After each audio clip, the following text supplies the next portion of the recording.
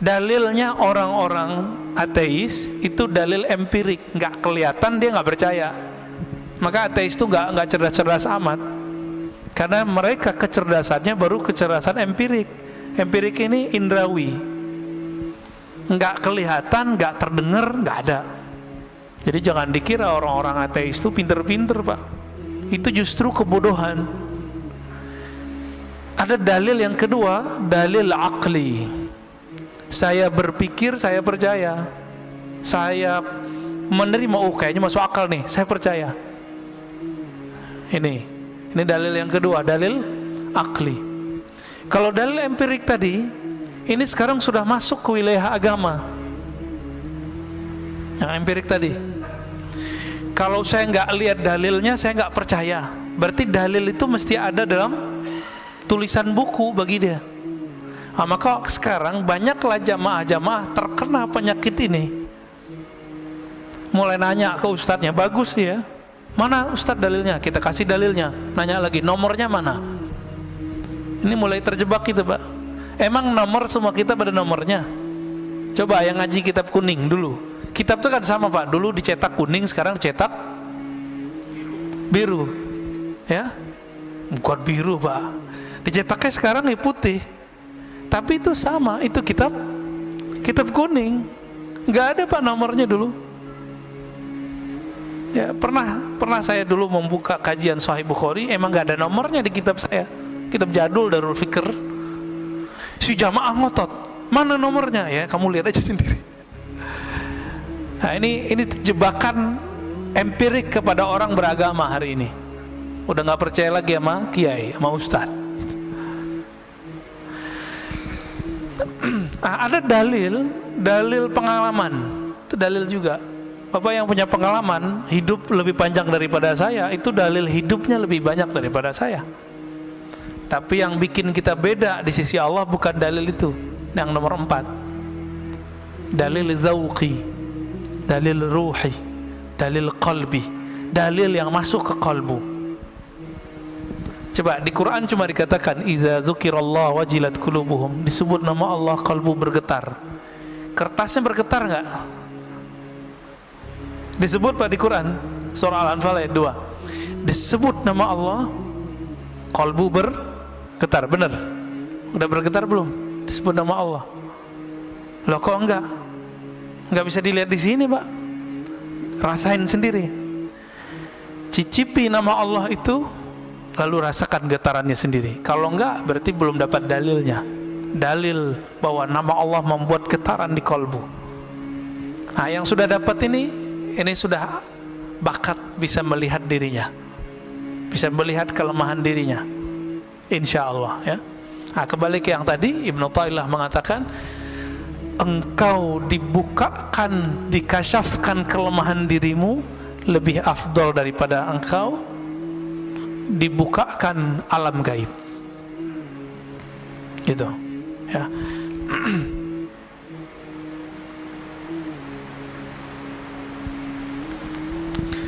Supaya kita bisa melihat diri sendiri, gimana caranya? Supaya kita tidak terhijab oleh diri kita sendiri. Maka dalam kalam berikut beliau mengatakan, ukhruj min awsafi syariyatik, keluarlah engkau dari sifat-sifat manusiawimu. Jam segini kalau manusia sedangnya ngapain, Pak? Tidur. Nah, itu keluar dari sifat itu. Ngapain? Kalau nggak ta'lim, zikir. Kalau nggak ta'lim, zikir. Udah itu aja, Pak. Cobain zikir setiap ba'da subuh sampai sebelum terbit matahari, 40 hari aja. Itu kolbunya bercahaya itu, Pak. Hidupnya akan lebih terasa bermakna. Tapi belum pernah nyoba kan? Nah, itu masalahnya.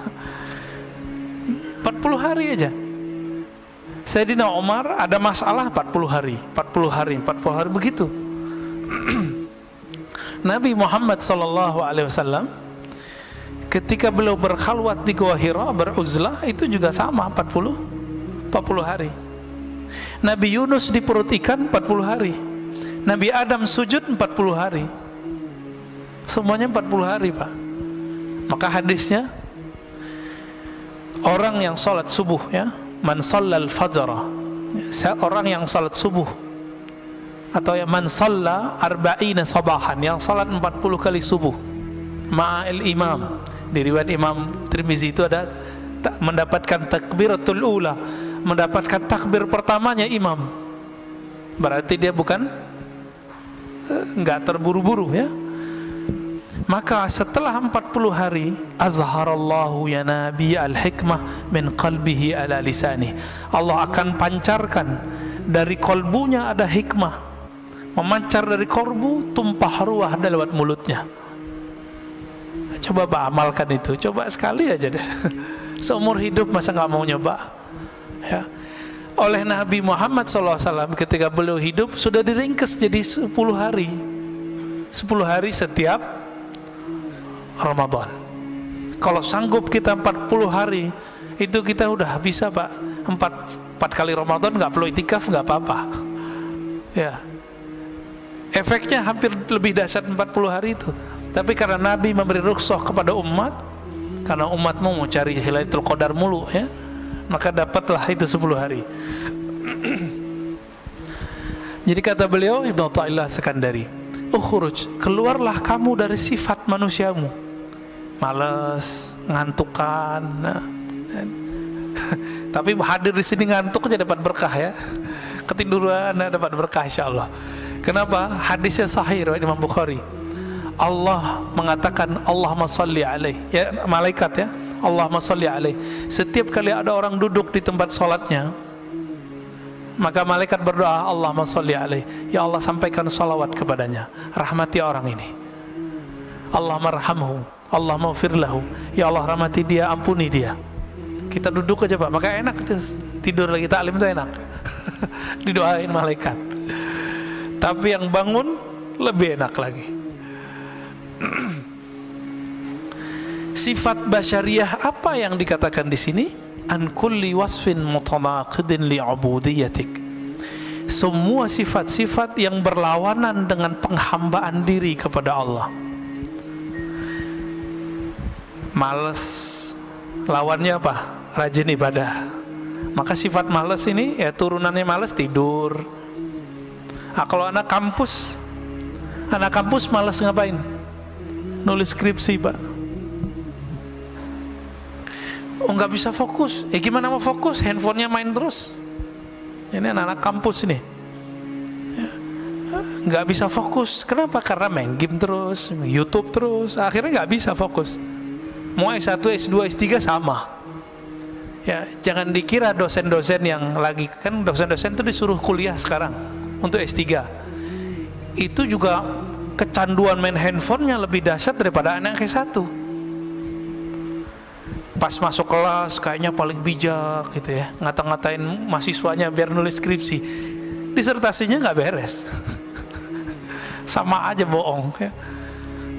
Tapi lumayan, S1 udah lewat, ya, lumayan kan.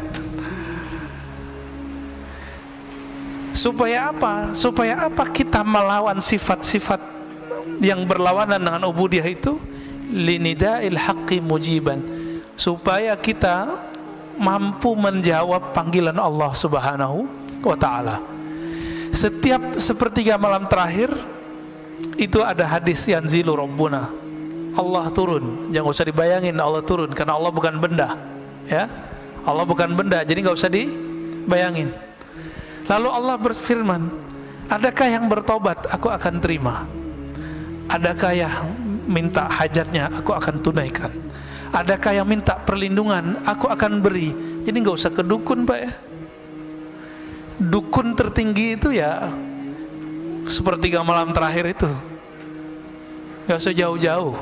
Cuma karena kita tidak mau mengikuti jalur ini, maka kita menjadi budak selain Allah Subhanahu wa ta'ala. Wa min hadratihi qariba, dan kehadirannya Allah terasa dekat. Kenapa sepertiga malam terakhir itu spesial? Karena di saat itu tidak ada gelombang suara dari yang lain. Orang nggak tertarik Pak mau buka handphone, kecuali yang lagi riya. Tahajud yuk, dalam hatinya tuh terbersit tuh. Terbersit, coba aja cek sendiri, ya. Ayo bangun tahajud. Itu setan ngomong Pak, karena setan ada dalam diri kita. Ayo bangunin orang biar kelihatan kalau kamu udah bangun. Terbersit tuh, hati-hati. Ya, maka sebelum pasang-pasang status baca ta'awuz dulu. A'udzubillahi minasyaitonir rajim. Aku berlindung dari setan yang terkutuk. Baru Pak bangunin orang. Main bangunin aja ya. Belum juga sholat, baru bangun doang ya. Nah, ini saya lihat di grup-grup WA lagi ramai itu Pak ya, terutama yang baru-baru gabung, yang reuni-reuni ya, grup-grup macam-macam lah. Nah, setan masuk juga. Setan nggak bisa main WA Pak, tapi bisa main oleh kita.